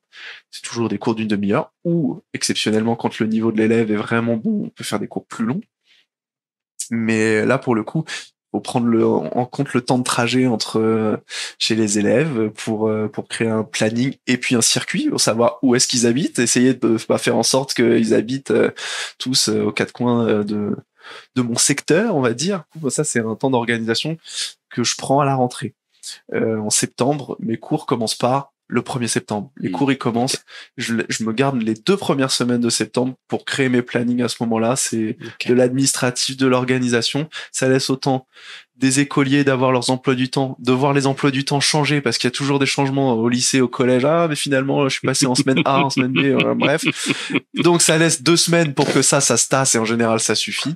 Et puis, moi, je peux caler mes plannings en fonction des possibilités, des disponibilités de chacun aussi, comme ça. C'est un peu plus souple, les cours particuliers à ce niveau-là. C'est plus facile de rattraper un cours particulier qu'à sauter. Qu'un cours en école de musique, c'est marre. Il n'y a pas possibilité parce que les cours, ils sont alloués que ce jour-là, à cette heure-là. Et en théorie, j'ai pas le droit de donner un cours à un autre moment. Alors, s'il y a un élève qui saute dans une autre journée, des fois, je propose. Mais c'est rare que ça matche avec l'emploi du temps de l'élève aussi. Donc, c'est une autre façon de travailler d'un point de vue fonctionnel de la journée, quoi. Mais je suis content de pouvoir faire les deux. j'avoue que si j'ai eu envie d'être prof de guitare, en tout cas de choisir ce métier ou un métier de ce type-là, c'est aussi parce que justement, j'avais pas à rester le cul sur une chaise toute la journée, devant un bureau, enfin, à pas bouger. Donc, d'être mobile, ça me plaît bien aussi, quelque part, justement. Ce que je te propose, c'est de passer à une partie un peu plus émotion. Quelle a été ta plus grande satisfaction en tant que prof de guitare? Moi, déjà, en tant que guitariste, c'est d'être allé jusqu'au bout du conservatoire. Ouais. Parce que ça a été, c'était au forceps à la fin quand même. Ouais. Hein, c'était dur, comme je disais, psychologiquement, physiquement, comme je travaillais en plus en même temps. Je donnais déjà des cours. Ouais. Au départ, je donnais des cours. J'avais voire plusieurs petits boulots pour être sûr que financièrement, j'ai pas lâché la rambarde tout de suite. C'est pas du jour au lendemain, je suis devenu prof de guitare, ça y est, j'en vis, tout va bien. Donc, j'ai lâché les petits boulots petit à petit quand je voyais que, il y avait beaucoup de demandes et que finalement, si je pouvais en vivre réellement, quoi. Puis, bon, après, il y a plein d'histoires personnelles, émotionnelles qui se sont mélangées à tout ça et qu'on fait que ça a été éprouvant pour moi, aussi bien psychologiquement que physiquement, tout ça. Mais du coup, quand j'ai réussi à avoir le diplôme, là, ça y est, il y avait une étape de passer. Cette fois, c'est définitif, c'est bon, ça, c'est acquis. Et puis la satisfaction de pouvoir dire à ma grand-mère, à ma mamie, c'était elle la première au courant fatalement à chaque fois, parce que c'est grâce à elle, au final, si finalement j'ai réussi à faire de la musique dans ma vie, quoi. Je savais pas que ça allait devenir tout ça, c'était pas prévu comme ça. Mais c'était elle la première au courant à chaque fois, donc de pouvoir l'appeler à la sortie du conservatoire et lui dire, ça y est, c'est bon, j'ai réussi. Et j'ai même eu une mention. Et genre, alors là, c'était festival. Et après, dans mes cours, il y a plein de choses. Des fois, j'ai eu des élèves avec des tendances autistiques à qui j'ai vu que ça faisait vraiment du bien, puis ça rassurait les parents parce que ça a aussi permis de développer leur confiance en eux et leur sociabilité. Comme je disais, la musique, c'est quelque chose qui se partage. Et ils sont fiers aussi de pouvoir montrer, de pouvoir faire écouter ce qu'ils font. Et du coup, ils sont dans le partage aussi beaucoup plus à ce moment-là. C'est des petites victoires, en fait, ce genre de choses. Ce que je racontais avec la psychose maniaco-dépressive tout à l'heure, c'est une fierté de me dire que j'ai pu réellement améliorer la qualité de vie de cette personne-là juste avec de la musique. En fait, la musique, c'est puissant par plein de choses. Il y a eu des moments joyeux et des moments tristes, mais qui sont forts. J'ai joué pendant un enterrement une fois, c'était horriblement triste, mais je sais que ces gens-là, ça leur a fait du bien de savoir qu'un vrai musicien pouvait venir se déplacer pour une occasion pareille. Et puis d'autres moments plus joyeux, des mariages, etc. Dans ma famille, de pouvoir être capable de venir jouer, de leur rendre hommage, c'est toujours super. Après, dans les cours, j'ai un de mes élèves qui est venu pour passer. Il était pas mauvais déjà de base, et il voulait passer des concours d'entrée dans les écoles de musique. Moi, j'étais à peine entré au conservatoire à ce moment-là, et du coup, j'ai pas eu beaucoup de temps. J'ai eu, je sais pas, 2-3 mois pour le coacher, pour qu'il réussisse le concours d'entrée dans précisément l'American School, c'est une usine à gaz de bons musiciens. Avec ses qualités, ses défauts, moi je trouve que ceux qui sortent de là, ils jouent tous pareil après. Ils n'ont pas d'identité musicale, mais techniquement, en termes de théorie de la musique, ils sont formés, ils sont bons, quoi. À ce niveau-là, il y a rien à dire. Et donc, c'est une école privée, mais il y a beaucoup de monde qui se bouscule encore une fois au portillon, donc les auditions sont assez sévères. Ils voulaient se lancer sur des Stairway to Heaven, des grands classiques comme ça, assez sympas, très sympas à écouter, des morceaux magnifiques. Je suis pas en train de critiquer, mais des choses que le Kidam pourrait jouer, et moi je l'ai formé pour être un peu meilleur en improvisation, et je lui ai recommandé chaudement justement d'y aller en faisant du jazz, parce que c'est quand même le propos de cette école-là. Je leur dis, même si tu joues pas quelque chose d'extraordinaire, au moins tu leur proposes quelque chose qui est raccord avec ce qu'ils vont et ce qu'ils vont t'enseigner. Et ça lui a servi, il a finalement été pris dans cette école-là. Et même mieux que ça, c'est qu'en dehors de cette école-là, qui était très bonne en théorie, en termes de pratique musicale de l'instrument, c'était pas forcément les meilleurs, j'ai réussi à lui faire avoir une place avec mon prof de guitare du conservatoire. Donc on a fini camarade de conservatoire. Et si je dis pas de bêtises, en plus on a passé notre diplôme, notre CEM au même moment, la même année. Ton plus grand regret ou ta plus grande tristesse, c'est quoi? Il y a un élève là justement, que celui dont je parlais tout à l'heure, qui avait un super potentiel mais qui foutait rien. On peut pas forcer les gens, après ils font ce qu'ils veulent. Voilà, moi je donne des cours Et pourquoi je donne pas de cours en conservatoire? Parce que justement, cette idée d'être prof pour former l'élite de la musique, je trouve ça extrêmement prétentieux, même si le conservatoire a une utilité, c'est une institution qui enseigne une façon d'enseigner la musique, notamment pour le classique, qui est capable de beaucoup bouger depuis 300 ans, et c'est pas par hasard non plus, parce que c'est efficace. Mais moi, c'est pas ma façon de faire, et c'est pas la façon dont j'ai envie de partager ça. Du coup, je préfère travailler ou en cours particulier ou dans des écoles de musique pour avoir cette notion de loisir aussi. Et c'est aussi pour ça que je dis on peut pas forcer les gens à faire ce qu'ils ont pas envie de faire. Je sais pas, non, je pense pas avoir de regrets particuliers. Je pense que s'il y a des choses que je devais regretter, moi je les transformerais plutôt en projet. D'accord. Quelque chose que j'aimerais faire. Ok. Par exemple, travailler un petit peu plus, revenir sur le côté thérapeutique que peut avoir la musique. Ouais. Ça peut m'intéresser. Me mettre en lien avec des éducateurs, ce genre de choses. Voilà, je peux penser à ça, de ce genre de choses. Ok. Qu'est-ce qui t'a le plus énervé, toi, dans ce que t'as vécu? Déjà, c'est quand je vois des parents qui veulent forcer leurs enfants qui n'ont pas envie. Moi, ça dégage. Clairement, je les prends pas, je les vire. Et j'explique aux parents pourquoi. Je discute longuement avant les parents. C'est pas, je fais bien attention à la sensibilité de mes élèves et des enfants en particulier, justement, leur faire comprendre que c'est pas contre eux, que c'est pas eux, etc. Mais que, voilà, s'ils ont pas envie, bah, je respecte le fait qu'ils n'aient pas envie. Et qu'ils ont pas à être obligés de faire ce genre de choses. J'ai aussi des parents gonflants, des fois j'en ai eu il y a pas longtemps, qui me demandaient limite chaque semaine d'apprendre un nouveau morceau à son fils parce que il voulait que son fils puisse être un petit peu le singe de foire et montrer en repas de famille le nouveau morceau qu'il a appris. Et je lui ai expliqué que c'était pas mon propos. Moi j'étais là pour l'aider à être plus indépendant avec son instrument, qu'il était aussi libre d'apprendre lui-même avec les outils que je lui ai appris lui-même des nouveaux morceaux, mais que on avait déjà des morceaux en cours et que ce serait bien d'aller au bout de ce qu'on commençait. Et le père insistant, j'avais presque un appel ou un message par semaine. Heureusement que tous mes élèves font pas ça parce que sinon déjà mon téléphone chaufferait drôlement et ça me fatigue royalement quand il y a des gens qui essayent de m'expliquer mieux que moi un métier qu'ils connaissent pas, quoi. Ou vous me faites confiance et vous me laissez faire, ou alors on fait pas ensemble, bon, c'est pas grave. Ça, voilà, les gens qui veulent s'immiscer à des endroits où ils ont rien à faire, en fait, ça c'est le genre de choses qui m'énervent. Est-ce qu'il y a un moment où vraiment t'as senti que c'était chaud, quoi? Bah, à la fin du conservatoire, il y avait beaucoup de tension, hein, mine de rien, quand même. J'étais à bout, ouais. Pour la petite histoire, plus personnellement, moi j'en ai fait un burn-out quoi après. Donc une fois que la tension s'est relâchée, après mon examen, j'ai fait un gros malaise, mais genre je sais pas 2 mois après. Et alors c'était pas que le conservatoire, j'ai relâché sur beaucoup d'histoires perso aussi qui m'ont pesé énormément, qui m'ont éreinté et j'ai fait un burn-out et ce malaise j'ai mis 5 ans à m'en remettre. Là aujourd'hui ça fait 1 an que j'ai retrouvé la normale, que je fais pas des malaises toutes les 5 minutes ou tous les 2 ou 3 jours et ça a eu des conséquences sur ma vie quoi, sur ma santé, mais ouais ça du coup ça a été dur, mais je regrette pas d'avoir subi ça et d'être allé au bout. J'ai appris aussi plein de choses à travers ça. Ta plus grande inquiétude, qu'est-ce que ça a été? De pas être capable d'apprendre. Comme beaucoup de gens qui débutent aussi, c'est de se dire, moi, je suis peut-être pas fait pour ça, ou je serais pas capable de jouer bien un jour, c'est trop long pour atteindre ce niveau et tout. Et en fait, non, c'est progressif, ça se fait petit à petit. Et comme j'ai dit, finalement, ça nous apporte pas mal de confiance en nous aussi. Mine de rien, le cours de guitare, il y a pas mal de coaching personnel, quoi. On apprend aussi sur soi et à se dépasser gentiment, petit à petit. Et dans les inquiétudes, il y a eu ça au début, déjà, la peur de juste pas y arriver. Ouais. Après, en tant que prof de guitare, mon inquiétude, c'est toutes les rentrées, est-ce que je vais avoir des élèves?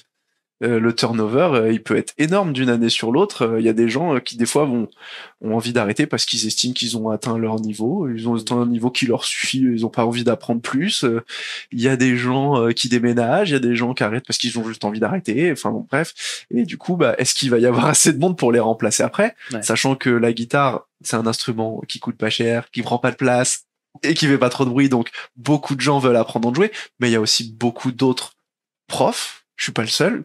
Et il y a plein de gens qui se disent profs, qui sont pas vraiment bons et qui donnent des cours, mais les gens, quand ils se dirigent vers eux, n'ont pas l'expérience, ne savent pas sur quels critères compter pour faire le tri entre les bons ou les mauvais profs. Et du coup, bah, il y a quand même une concurrence énorme, donc ils vont pas forcément se diriger vers moi. J'ai la chance d'avoir toujours le contact avec le magasin de musique de Poissy qui m'a mis le pied à l'étrier et il continue de donner mon nom. Mais enfin, il n'y a pas que moi qui distribue ma carte, qui fait ma pub là-bas. Donc, le bouche à oreille, ça joue beaucoup dessus. C'est pour ça que moi, il y a plein de choses que je peux prendre à la légère, etc. Mais j'avoue que dans mon travail, je suis extrêmement rigoureux parce que le bouche à oreille en dépend et du coup, c'est comme ça que je récupère beaucoup de gens. C'est fou. Il y a ces dernières années, j'ai beaucoup de nouveaux élèves qui sont jamais passés par le magasin de musique, juste parce que mon nom circule sur les réseaux sociaux. Il y a des gens qui des fois font des groupes sur Facebook, les groupes d'entraide en ville, la ville de Triel, la ville de Chatou, la ville de bref, et du coup, ils se posent des questions entre eux. Est-ce que vous connaissez un prof de guitare? Et ben, mon nom ressort apparemment assez souvent ces dernières années. Et donc, du coup, c'est comme ça que j'ai des contacts directement sur les réseaux sociaux par des gens qui disent j'ai entendu parler de vous. Donc, le bouche à oreille, c'est important et c'est pour ça que j'essaie d'être irréprochable là-dessus. Du coup, l'inquiétude, c'est et si jamais c'est arrivé cette année, par exemple, c'est une petite inquiétude. Je suis pas vraiment très inquiet parce que voilà, je sais ce que je fais. Puis j'ai eu énormément d'élèves cette année, donc si jamais je devais avoir du bouche à oreille, ça devrait aller. Pour avoir un ordre d'idée, c'est mon année record. J'ai jamais eu autant d'élèves, mais en une semaine, j'ai 40 élèves. Ça fait du monde. Et moi, j'étais plutôt autour d'une trentaine et j'étais déjà parmi les profs qui remplissaient le plus leur emploi du temps il y a quelques années de ça. Là, avec 40, si je dis ça à mes collègues, ils vont avoir les yeux qui vont exploser. Ouais. Mais j'ai un élève là cette année, un ado, sympathique au demeurant, mais qui foutait rien, vraiment. Et voir qu'il commençait à être un peu arrogant quoi pendant les cours, à avoir un sale comportement. Donc je l'ai remis à sa place gentiment mais sûrement, en lui expliquant que le prof c'était quand même moi qui venais en cours de guitare et que ce serait bien qu'il vienne avec son cahier et qu'il vienne avec son matos. Il a une guitare électrique, s'il vient pas avec son câble, on fait comment pour la brancher. Enfin voilà, il y avait plein de choses, des oublis de matériel et puis des oublis de faire ce qu'il avait à faire, etc.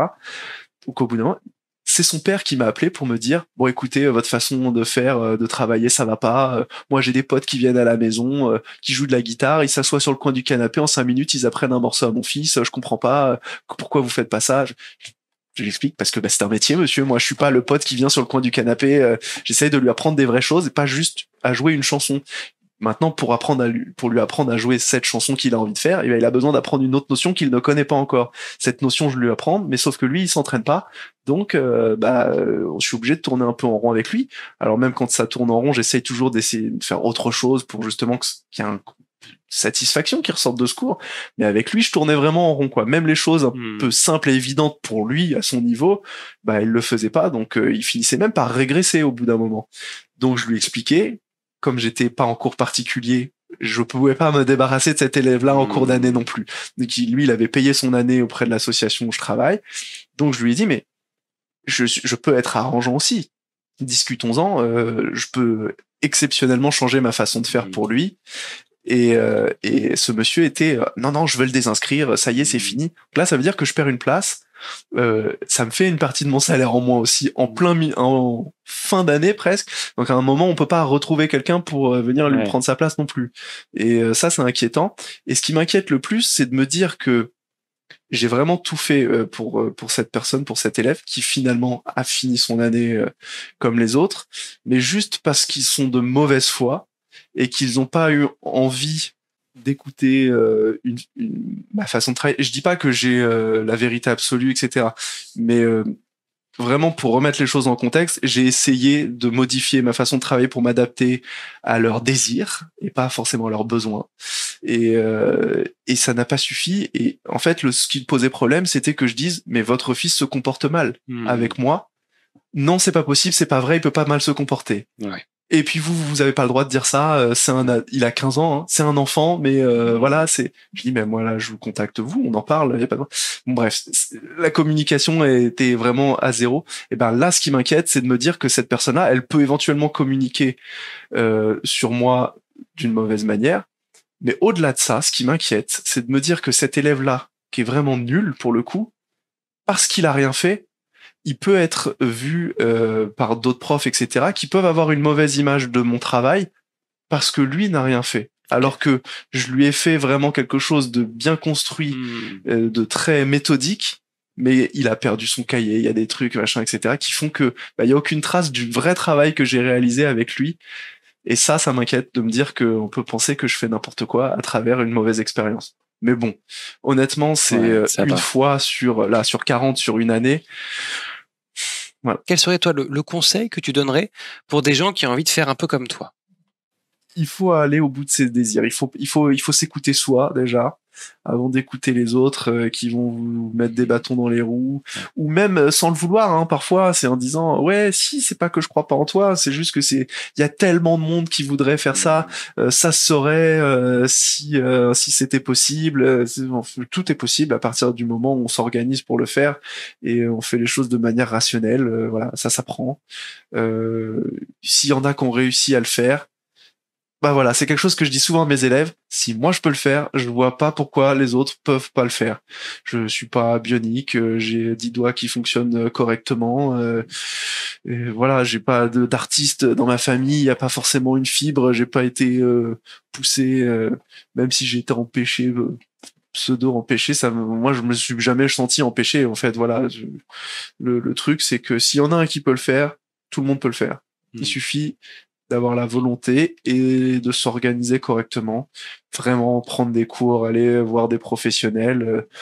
Voilà, faut pas hésiter aussi. Ce qui est intéressant dans la communauté des musiciens, c'est que souvent ils sont pas avares de conseils ou de tuyaux dès qu'ils peuvent.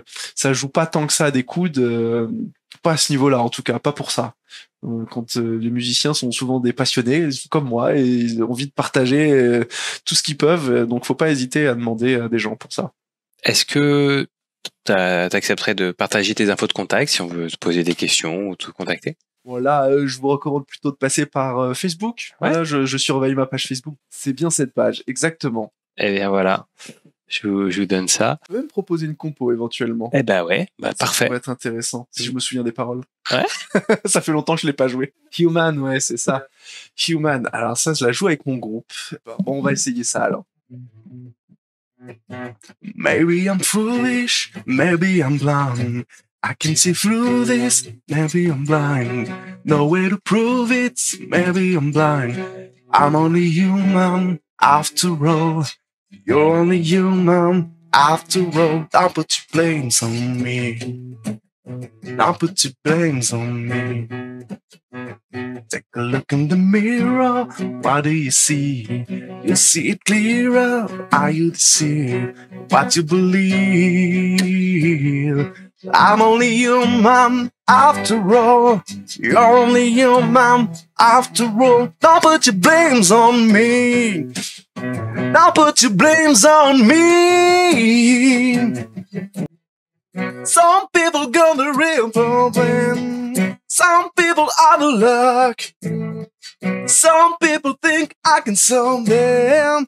All them on the bone, but I'm only human after all. You're only human after all. Don't put your blames on me. Don't put your blames on me. Your opinion, what do you see? You see it clearer, are you deceived? What you believe? I'm only human after all. You're only human after all. Don't put your blames on me. Don't put your blames on me. Oh, some people got a real problem. Some people out of luck. Some people think I can solve them. No time on the bone. I'm only human after all. You're only human after all. Don't put your blames on me. Don't put your blames on me.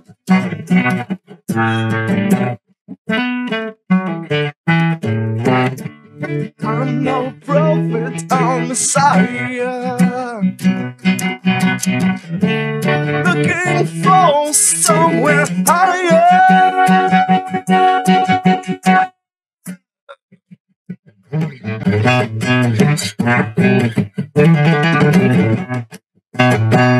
I'm only human after all. You're only human after all. I'll put your blames on me.